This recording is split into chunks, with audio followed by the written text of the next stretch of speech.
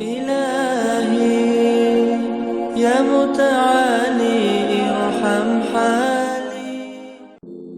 So you know, Hamim is a close friend. Now when you talk to your close friend that you haven't spoken to in a while, is there a different tone? It is, isn't it? Allah is forcing this da'i to internalize something almost humanly impossible.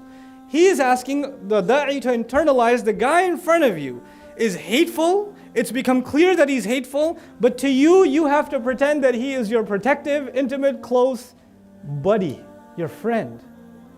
And then Allah Himself says, وَمَا يُلَقَّاهَا إِلَّا الَّذِينَ صَبَرُوا. No. This is not accomplished by people at all, except people who truly have sabr. Allah recognizes Himself, this ain't for everybody. This ain't for you. If you don't have sabr, stay out of da'wah. I'm serious. Da'wah is not for everyone. It's not. If you don't have the patience for this kind of ethic, don't put yourself in that position. You will do more damage than good.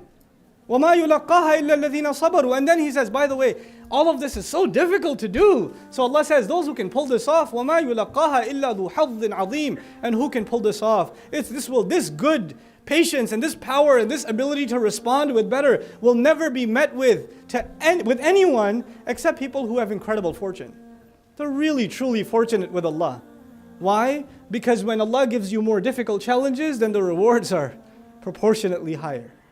So He says, this is for very, very lucky, very fortunate people who can pull this off, you know?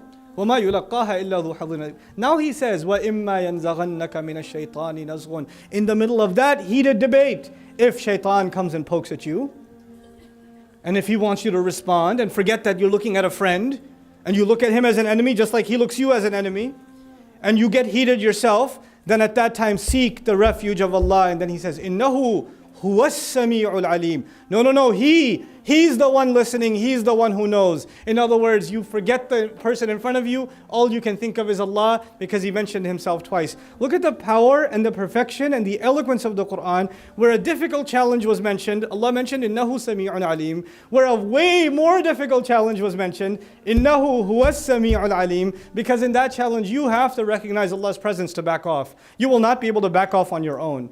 There will be something that switches off inside of you. There's an animal part of us, the gear that just clicks, and you go into hyper-aggressive mode and you turn into someone else.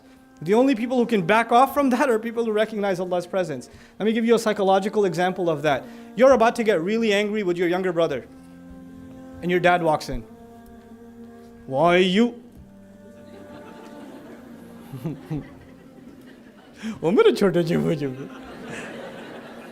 It happens or no?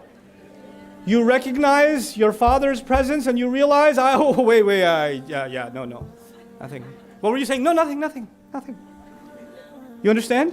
When you recognize the authority's presence, something in you changes immediately.